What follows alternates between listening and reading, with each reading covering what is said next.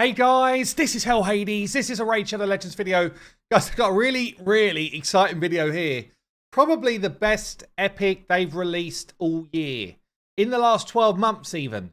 Yeah, this is one of the most exciting new champions they've added. It's a Void epic. I pulled it in my Void video on Friday just gone. And it is AKEMTUM. So he has been wrecking the place. Wrecking the joint. And I want to show you why he's so damn good. I'm going to show you some solo action. I'm going to show you some crazy hard level 10 spider action. And some Doom Tower wave high level action as well. This dude is wrecking it all. Why is he so good? He's kind of like built different. He's coded different from other champions in the game. Which makes him really fun. By the way, what about the design of this guy as well? Like, they really knock it out of the park with the Skinwalker faction, I feel like. Just really cool look at this dude. So he doesn't have the most stats, right? 98 base speed's not bad. Base defense is low. HP is kind of like middling to low. Yes, he's quite hard to build to keep alive. You're going to have to watch out for that if you try and follow this video because you need stats. You need stats to do some of these builds. Anyway, what's going on?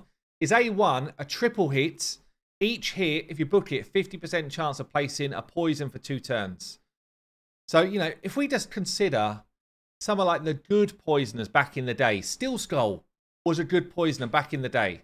Same faction, actually. Steel Skull was like the poisoner you wanted to get if you wanted a clan boss poisoner. And his poison was a double hitter. Each hit books up to 35% chance of placing a poison. Yeah, he was one of the best in the game for that role. Now we've got an extra hit and higher percentage chance. Like, you can just kind of see how the game's power crept this type of ability along the way.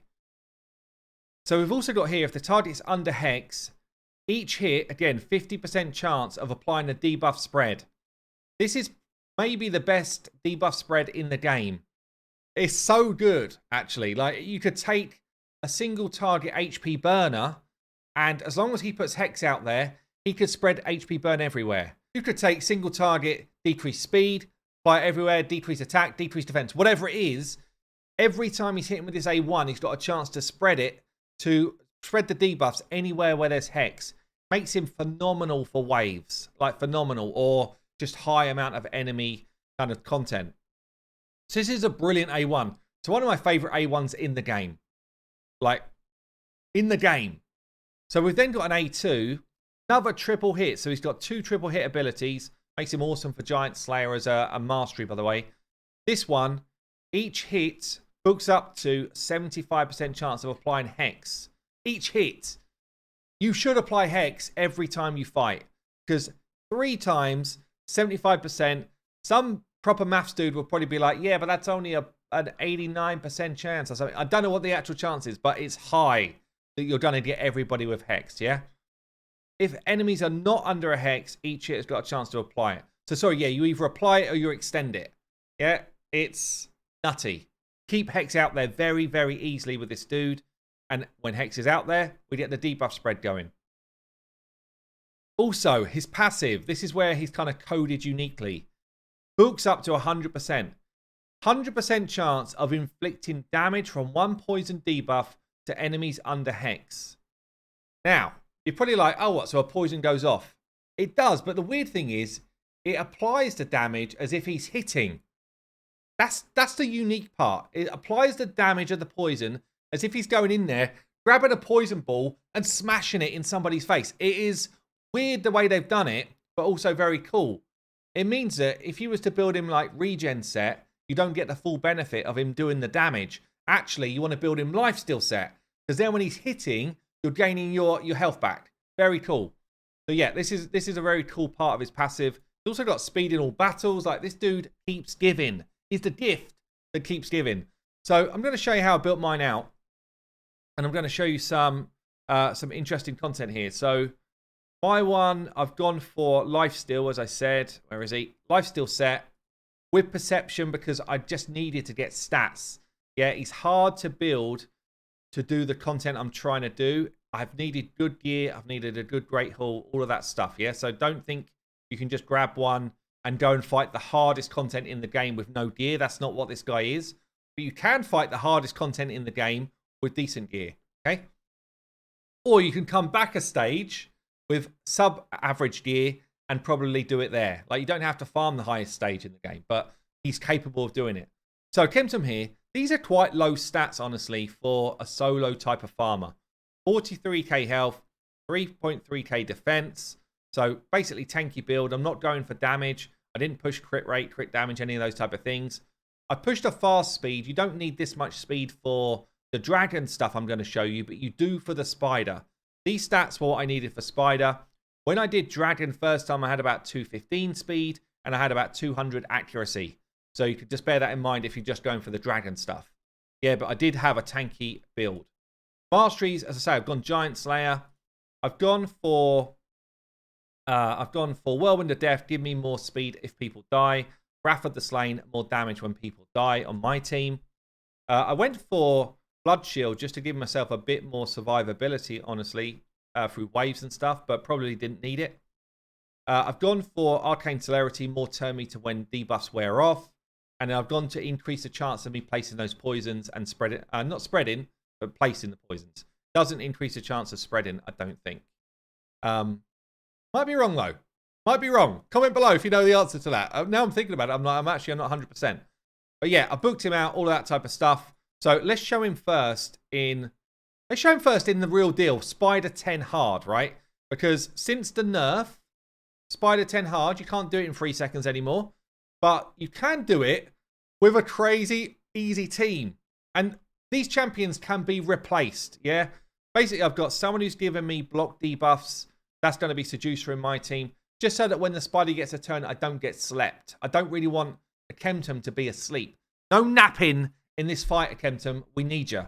Yeah, so block debuffs was important to me. I've got a Cold Heart in here just for a whack. I've got a reset champion to get back to my abilities quick. And then I've got an additional poisoner. The additional poisoner is quite important, really. So when I show you the team setup here, basically what happens is we say, put block debuffs out, Seducer's quicker than everyone else. We say, Taurus, apply your poisons. AKEMTUM, apply your hex. What's then going to happen is basically any enemy that's got hex that has a poison pop will do damage, which means we're going to wipe out the spiderlings.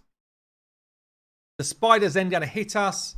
Then we're going to say, Renegade, let us do that again if you don't mind. And all the while, Cold Heart's just like, where do you want me to whack? Yeah, so let me show you this playing through. And this, I don't think, if they do nerf this anymore, I don't think this is a nerfable strat unless they completely change AKEMTUM. So you'll see this playing through here. 100% team. Block debuffs is out. Poisons are out there. Get the little whack in. We apply the hex. Just slow it down for the damage. All of the damage happens before the spider takes its turn. So she kills all of the spiderlings with those poisons kind of like chain detonating. We get a reset. And then it's like, right, we've got hex out there already. I need for Taurus to get back to his poison. So we're going to have a turn of just shenanigans applying spread. But because the hex got spread anyway, or sorry, the hex reapplied because of the reset, we did the same thing again. It's like that. Shall we do it again, boys? And they're like that. Yeah, let's do it again. So we then get the spread going again, and it's like, see ya. See ya. Thanks for coming. 44 seconds with really a team of scrubs. Could be anybody, could be any poisoner, as long as they got a good chance to land it. And away we go. Spider 10 hard, absolutely dead. And it's about a 40-odd second run. I'll show you one more time for consistency. But it's one of the best ways to have a consistent spider team without needing those kind of like top-tier legendary champions. You can see again, absolutely KO'd half the health bar with the first hit.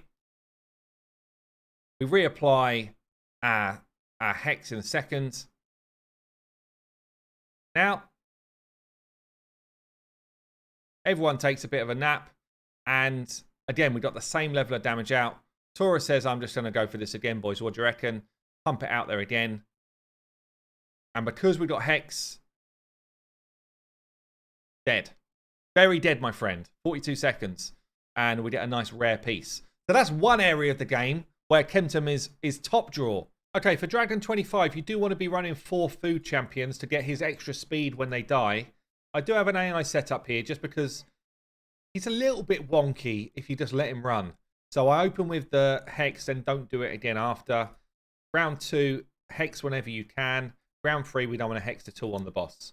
But that, if you do that, then he's going to be applying his poison, spreading them around. If you don't do that, sometimes he throws out a few poisons, can end up taking quite a few hits before he starts to get his real heal mechanic going. So here we go. We've applied the poison.